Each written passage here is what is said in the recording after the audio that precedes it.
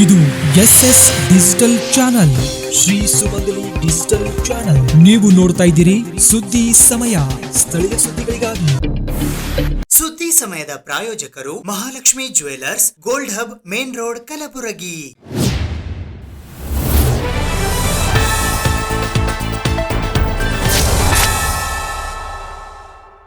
ಸುದ್ದಿ ಸಮಯಕ್ಕೆ ಸ್ವಾಗತ. ನಾನು RJ ಮಂಜು ಹಿರೋಳಿ.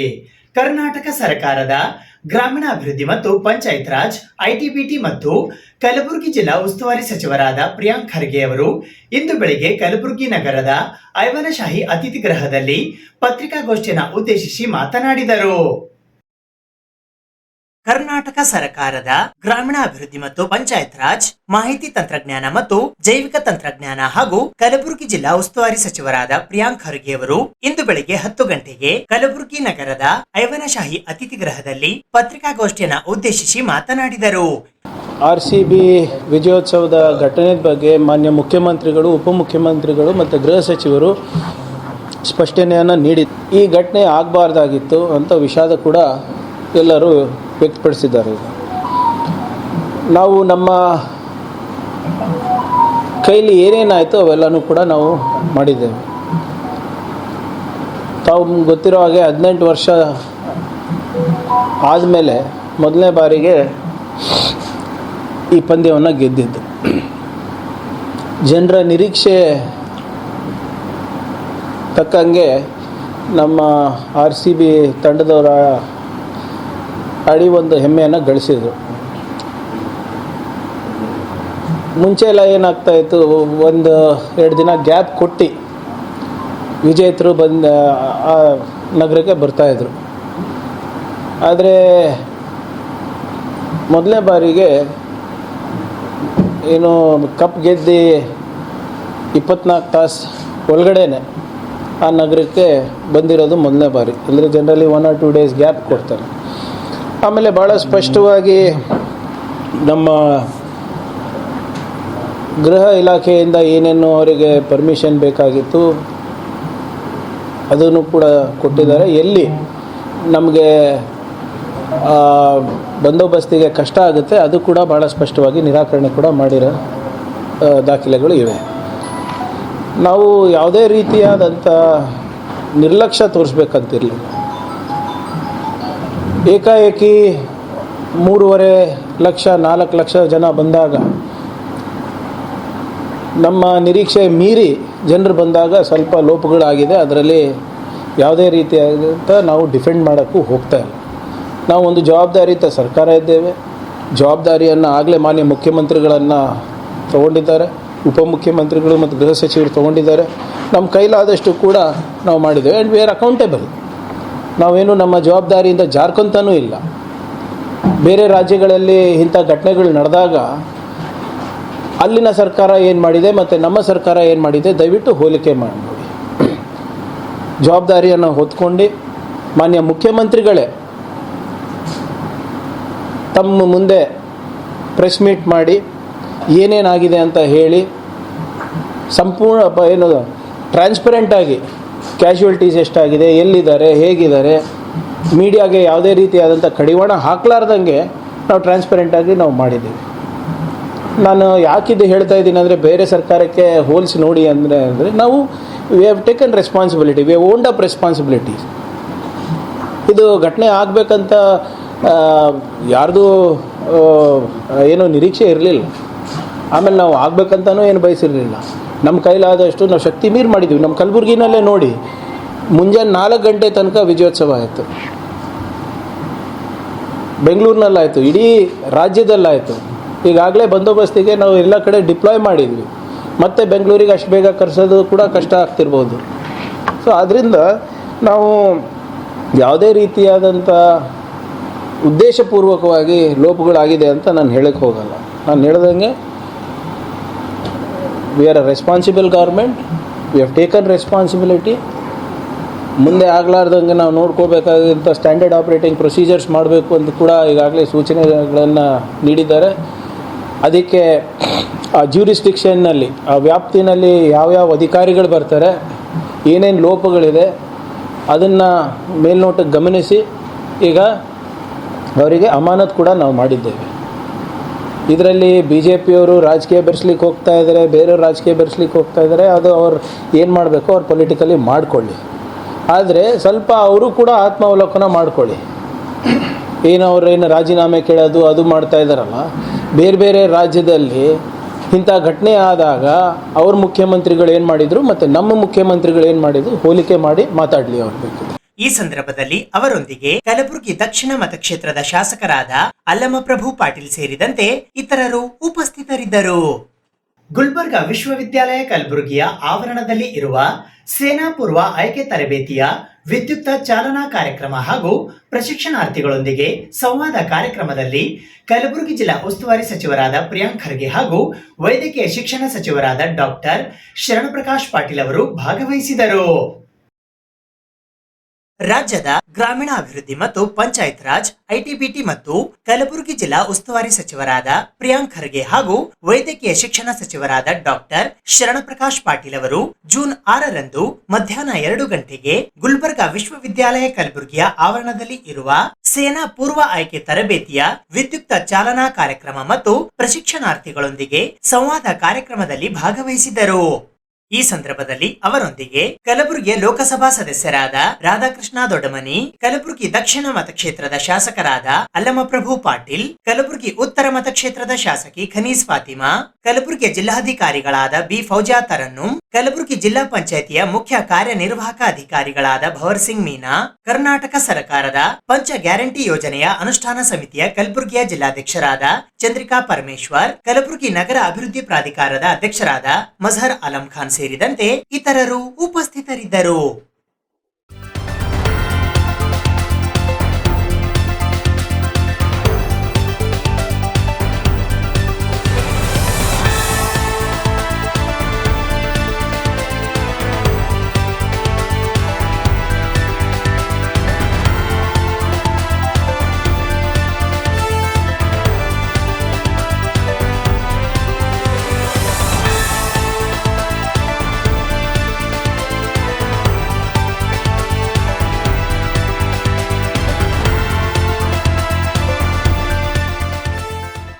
ಕಲಬುರಗಿ ಕೃಷಿ ಪರಿಕರ ಮಾರಾಟಗಾರರ ಸಂಘದ ವತಿಯಿಂದ ಕೃಷಿ ಪರಿಕರ ಮಾರಾಟಗಾರರ ಬಗ್ಗೆ ಅವಹೇಳನಕಾರಿಯಾಗಿ ಮಾತನಾಡಿದ ವ್ಯಕ್ತಿಯ ವಿರುದ್ಧ ಸೂಕ್ತ ಕಾನೂನು ಕ್ರಮ ಕೈಗೊಳ್ಳುವಂತೆ ಆಗ್ರಹಿಸಿ ಗುರುವಾರ ಕಲಬುರಗಿ ನಗರದ ಜಿಲ್ಲಾಧಿಕಾರಿಗಳ ಕಚೇರಿಯ ಎದುರು ಪ್ರತಿಭಟನೆ ನಡೆಸಲಾಯಿತು.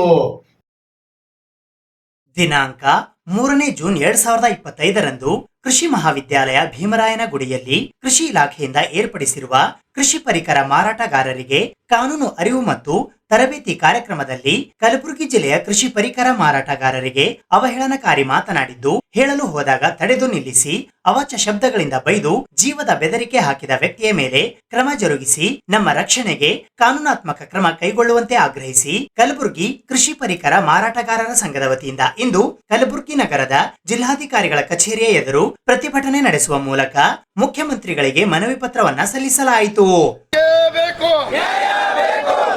ಬಂಧಿಸಬೇಕು ಬಂಧಿಸಬೇಕು ಬಂಧಿಸಬೇಕು ಬಂಧಿಸಬೇಕು. ಎಲ್ಲಿವರೆಗೆ ಹೋರಾಟ? ಎಲ್ಲಿವರೆಗೆ? ಆವಾಜ್ ದೋ. ಬೋಲೋ ಭಾರತ್ ಮಾತಾ ಕಿ, ಬೋಲೋ ಭಾರತ್ ಮಾತಾ ಕಿ. ಪರಿಕರ ಮಾರಾಟಗಾರ ಸಂಘ ಜಿಲ್ಲಾ ವತಿಯಿಂದ ನಾನು ಬಸವರಾಜ ಮಂಗಲಿ ಅಧ್ಯಕ್ಷ ಮಾತಾಡೋದು.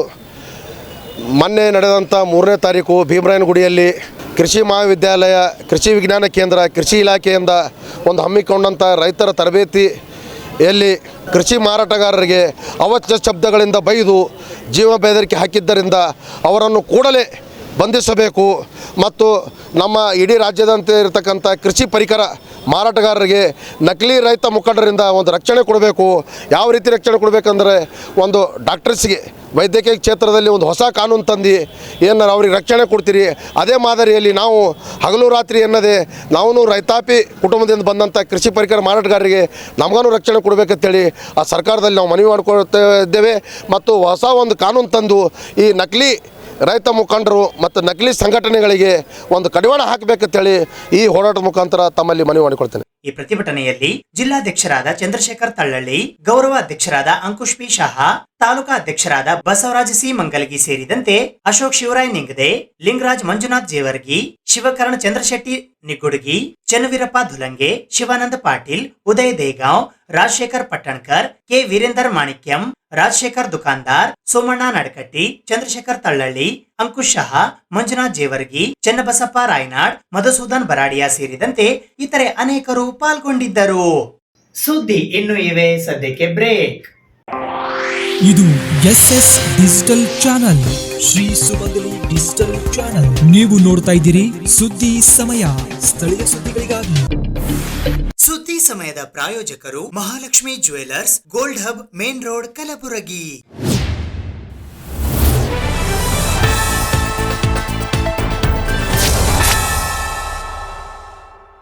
ಕಲಬುರಗಿ ನಗರದಲ್ಲಿ ಇರುವ ಐತಿಹಾಸಿಕ ಬಹುಮನೆ ಕೋಟೆಯಲ್ಲಿನ ಜಾಮಾ ಮಸೀದಿಯಲ್ಲಿ ನಾಳೆ ಬಕ್ರೀದ್ ಹಬ್ಬದ ಅಂಗವಾಗಿ ನಡೆಯಲಿರುವ ಸಾಮೂಹಿಕ ಪ್ರಾರ್ಥನೆಗಾಗಿ ಸಕಲ ಸಿದ್ಧತೆಗಳು ಭರದಿಂದ ಸಾಗಿವೆ. ಕಲಬುರಗಿ ನಗರದ ಐತಿಹಾಸಿಕ ಬಹುಮನಿ ಕೋಟೆಯ ಜಾಮಾ ಮಸೀದಿಯಲ್ಲಿ ನಾಳೆ ಬಕ್ರೀದ್ ಹಬ್ಬದ ಅಂಗವಾಗಿ ನಡೆಯಲಿರುವ ಸಾಮೂಹಿಕ ಪ್ರಾರ್ಥನೆಗಾಗಿ ಪೂರ್ವ ಸಿದ್ಧತೆಗಳು ಭರದಿಂದ ಸಾಗಿವೆ.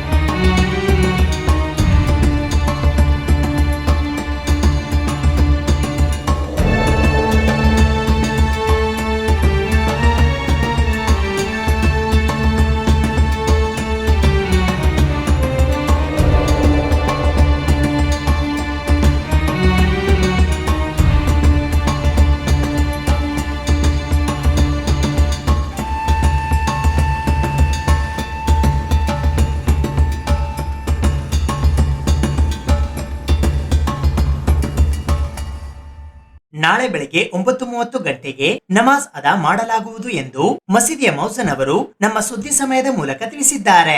ये जो मस्जिद है गुलबर्गी के किले की शाही जामा मस्जिद है। अब इसको जो बनाया फिरोज शाह बहमनी सुल्तान बनाया। अब अल्लाह के फजल से डेली 5 वक्त नमाज एक ज़माने से होती है इसमें। अब कल तो ईद उल अज़हा है, कल ईद उल अज़हा की ठीक नमाज इंशाअल्लाह 9:30 बजे अदा की जाएगी। ठीक 9:30 बजे मस्जिद में नमाज ठहरेगी नमाज के लिए। अब ये जो मस्जिद में जो कॉलम है पूरी 136 कॉलम है पूरी मस्जिद के अंदर, और जो कमान है 240 है, और छोटे बड़े मिलाकर गुम्मद आपको 106 डोम मिलेंगे पूरी मस्जिद के अंदर। अब ये जो मस्जिद है 700 साल पुराना है। अब उस जमाने में बोलते हैं इसको ना माइक की ज़रूरत थी, ना फैन की ज़रूरत, ना लाइट की ज़रूरत। अब तो अब धुपकाला तो खलास हो गया, अब थर्मा है। अब धुपकाले में जितनी धूप रहेंगी तो आप आ जाएंगे तो पूरा फर्श पूरा ठंडा एसी के सर का हो जाता है इसके अंदर। अब इसके अंदर वक्त वाहिद में 6000 आदमी नमाज पढ़ सकते हैं इसके अंदर। अब इस मस्जिद में माइक की भी ज़रूरत नहीं है, फिर भी क्या है मालूम, रमज़ान और बकरीद और जुमा में माइक यूज़ करते हैं इसके अंदर, क्योंकि छोटे छोटे बच्चे आते हैं आवाज़ करते हैं बोल के है ना, माइक यूज़ करते हैं। खाली 5 वक्त का जो है बगैर माइक की नमाज होती है इसके अंदर। अब वो आवाज़ का जो सिस्टमेटिक है, ये जो बड़ी गुम्मत के अंदर जो ब्लैक जो पत्थर दिख रहा है ये पूरा मैग्नेटिक सिस्टम पत्थर है बोलते हैं। जब ये इमाम की जगह से जब इमाम साहब खिरात पढ़ते हैं तो मस्जिद के आप कोई भी हिस्से में कोई भी कोने में जाके ठहरेंगे तो आपको ऐसी आवाज़ मिलती है कि आप इमाम के पीछे ठहर के कोई खिरात पढ़ रहे हैं बगैर माइक के। अब इंशाल्लाह कल ईद उल अज़हा का है, ठीक इस मस्जिद में 9:30 बजे नमाज अदा की जाएगी। Citizens Forum for peace and justice ಸಂಚಲನಾ ಸಮಿತಿ ಕಲಬುರಗಿಯ ವತಿಯಿಂದ ಕಲಬುರಗಿ ಜಿಲ್ಲೆಯ ಅಫಜಲ್ಪುರ ತಾಲೂಕಿನ ನೀಲೂರು ಗ್ರಾಮದಲ್ಲಿ PTCL ಕಾಯ್ದೆ ಉಲ್ಲಂಘಿಸಿರುವ ಕುರಿತು ಪತ್ರಿಕಾಗೋಷ್ಠಿಯನ್ನು ನಡೆಸಲಾಯಿತು.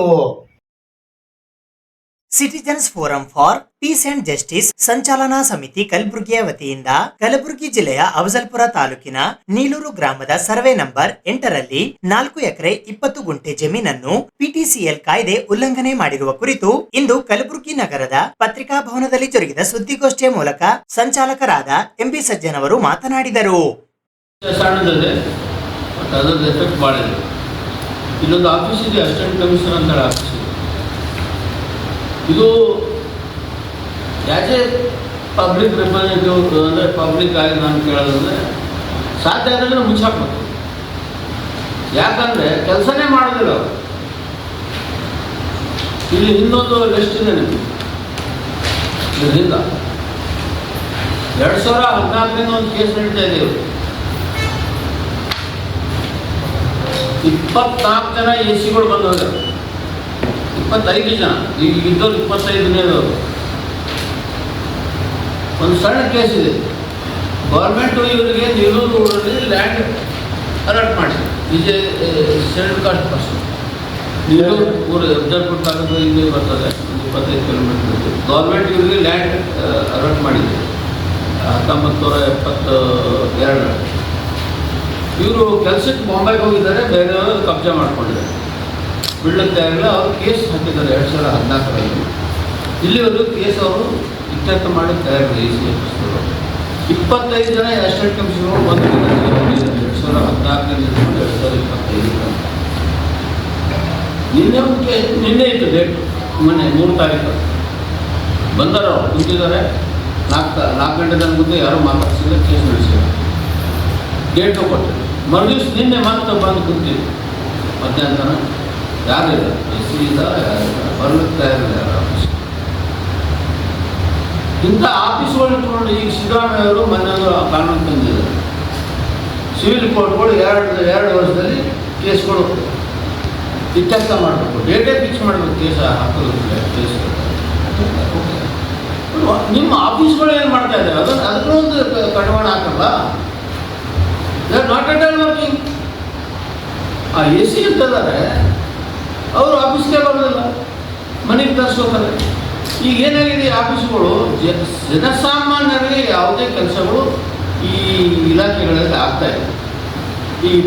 ಈಗ 11 ವರ್ಷದಿಂದ ಕೇಸ್ಗಳು ನಡೆಯುವಾಗ ಇದ್ರ ಬಗ್ಗೆ ಯಾರ ಮೇಲೆ ಯಾರು ಇಲ್ವಾ? ಈ ಆಫೀಸ್ಗಳು ನಡೀತಾದ್ರೂ ಮಾಡಬೇಕು.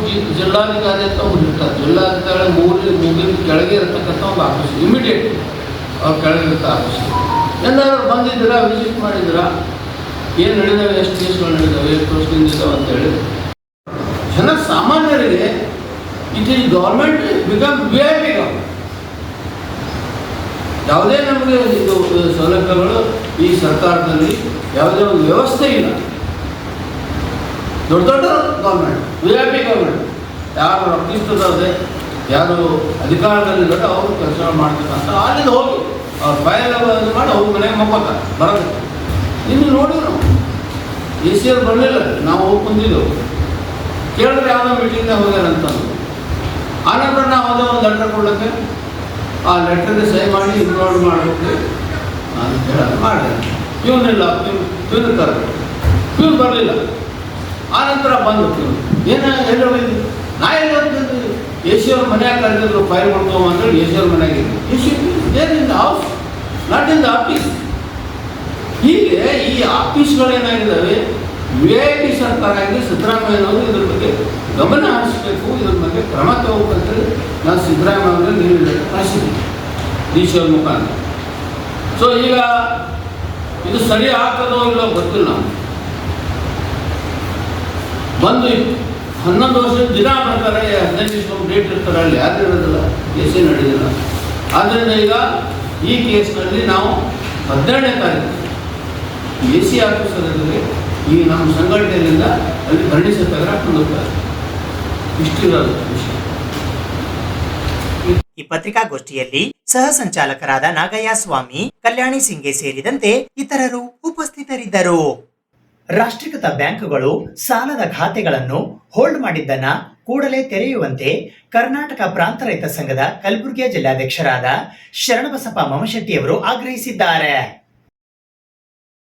ಮುಂಗಾರು ಬಿತ್ತನೆ ಸಮಯದಲ್ಲಿ ಸಂಕಷ್ಟದಲ್ಲಿ ಇರುವಾಗ ರೈತರ ಸಾಲದ ಖಾತೆಗಳನ್ನು ಸ್ಥಗಿತ ಮಾಡುವುದು ನಿಲ್ಲಿಸಿ ರಾಷ್ಟ್ರೀಕೃತ ಬ್ಯಾಂಕುಗಳು ಸಾಲದ ಖಾತೆಗಳನ್ನು ಹೋಲ್ಡ್ ಮಾಡಿದ್ದನ್ನು ಕೂಡಲೇ ತೆರೆಯುವಂತೆ ಕರ್ನಾಟಕ ಪ್ರಾಂತ ರೈತ ಸಂಘ ಕಲಬುರಗಿಯ ವತಿಯಿಂದ ಜಿಲ್ಲಾಧ್ಯಕ್ಷರಾದ ಶರಣಬಸಪ್ಪ ಮಮಶೆಟ್ಟಿಯವರು ಇಂದು ಕಲಬುರಗಿ ನಗರದ ಪತ್ರಿಕಾ ಭವನದಲ್ಲಿ ಜರುಗಿದ ಸುದ್ದಿಗೋಷ್ಠಿಯ ಮೂಲಕ ಆಗ್ರಹಿಸಿದ್ದಾರೆ. ಆದರೆ ಇವತ್ತು ಪರಿಸ್ಥಿತಿ ಯಾವ ರೀತಿ ಇದ್ದಾರೆ ರೈತರು ಅಂತ ಹೇಳಿದ್ರೆ ತುಂಬಾ ಜನ ಸಂಕಷ್ಟದಲ್ಲಿರ್ತಕ್ಕಂಥ ರೈತರಿದ್ದಾರೆ. ಇವತ್ತು ಬಿತ್ತನೆಗಾಗಿ ರೈತರು ಬೀಜ, ಗೊಬ್ಬರ, ಲಾಗೋಡಿಗಾಗಿ ಹುಕ್ಕಗಳನ್ನು, ಕುಂಟಿದಿಂದ, ಗೂಡಿನ ದಿಂಡನ್ನು ತಯಾರಿ ಮಾಡ್ತಕ್ಕಂಥ ಪರಿಸ್ಥಿತಿಯಲ್ಲಿ ನಮ್ಮ ರೈತರಿದ್ದಾರೆ, ತಯಾರಿಯಲ್ಲಿದ್ದಾರೆ ಬಿತ್ತನೆಗೆ ತಯಾರಿಸಲು. ಆದರೆ ರೈತರಿಗೆ ಮುಂಗಾರು ಬಿತ್ತನೆಗಾಗಿ ಲಾಗೋಡಿಗಾಗಿ ಹಣಕಾಸಿನ ವ್ಯವಹಾರ ರಾಷ್ಟ್ರೀಕೃತ ಬ್ಯಾಂಕ್ಗಳಿಂದ ಮಾಡ್ತಕ್ಕಂಥದ್ದು ಅದು ಪ್ರತಿ ವರ್ಷ ಇರ್ತಕ್ಕಂಥದ್ದು ಅನಿವಾರ್ಯತೆ. ಆದರೆ ಈ ವರ್ಷ ಪರಿಸ್ಥಿತಿ ಏನಾಗಿದೆ ನಮ್ಮ ರೈತರದ್ದು ಅಂತ ಹೇಳಿದ್ರೆ ಸಾಲ ಮರುಪಾವತಿ ಮಾಡಲಾದಂಥ ರಾಷ್ಟ್ರೀಕೃತ ಬ್ಯಾಂಕ್ಗಳಿಂದ state bank of India, SBI bank ಮತ್ತು ಕರ್ನಾಟಕ ಗ್ರಾಮೀಣ ಬ್ಯಾಂಕ್, ಕೆನರಾ ಬ್ಯಾಂಕ್ ಈ ರಾಷ್ಟ್ರೀಕೃತ ಬ್ಯಾಂಕ್ಗಳಿಂದ ರೈತರು ಈ ವರ್ಷ ಸಾಲ ಮರುಪಾವತಿ ಮಾಡಿಲ್ಲ, ಸಾಲ ಕಟ್ಟಿಲ್ಲ ಅಂತೇಳಿ ರೈತರಿಂದ ಬಂದಿರತಕ್ಕಂಥ ರೊಕ್ಕಗಳನ್ನು ಇಟ್ಟಿರ್ತಕ್ಕಂಥದ್ದು ನಂಬರ್ 1. ಎರಡನೇದಾಗಿ ಬೆಳೆ ವಿಮೆ ಹಣ ಜಮಾ ಆಗಿರ್ತಕ್ಕಂಥದ್ದು, ಪಿಂಚಣಿ ಹಣ ಜಮಾ ಆಗಿರ್ತಕ್ಕಂಥದ್ದು, ಮತ್ತೆ ಈ OAP ವಿಡಿಯೋ ಪೆನ್ಷನ್ ಹಣ ಜಮಾ ಆಗಿರ್ತಕ್ಕಂಥದ್ದು, ಮಹಾತ್ಮ ಗಾಂಧೀಜಿ ರಾಷ್ಟ್ರೀಯ ಗ್ರಾಮೀಣ ಉದ್ಯೋಗ ಖಾತ್ರಿ ಯೋಜನೆಯಡಿಯಲ್ಲೂ ಕೂಡ ಹಣ ಕೆಲಸ ಮಾಡಿರ್ತಕ್ಕಂಥ ಕೂಲಿಕರ ಹಣನ ಜಮಾ ಆಗಿರ್ತಕ್ಕಂಥ ರೊಕ್ಕನ ಇವತ್ತು ರೈತರ ರೊಕ್ಕ, ಕಾರ್ಮಿಕರ ರೊಕ್ಕನ ಹಣಕಾಸಿನ ವ್ಯವಹಾರ ಮಾಡ್ತಕ್ಕಂಥ ರಾಷ್ಟ್ರೀಕೃತ ಬ್ಯಾಂಕ್ಗಳಲ್ಲಿರ್ತಕ್ಕಂಥ ಖಾತೆಗಳನ್ನು ನೇರವಾಗಿ ಅವರ ಅಕೌಂಟ್ಗಳನ್ನು ಹೋಲ್ಡ್ ಮಾಡಿದ್ದಾರೆ.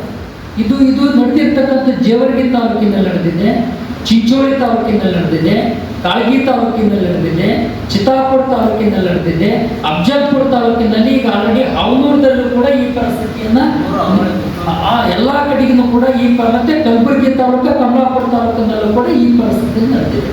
ಹಾಗಾಗಿರೋದ್ರಿಂದ ರೈತರು ಈ ಟೈಮ್ನಲ್ಲಿ ರೈತರ ಖಾತೆಗಳನ್ನು ಹೋಲ್ಡ್ ಮಾಡಿದ್ರು ಅಂತಂದ್ರೆ ರೈತರು ತುಂಬಾ ಸಂಕಷ್ಟಕ್ಕೀಡಾಗ್ತಾರ.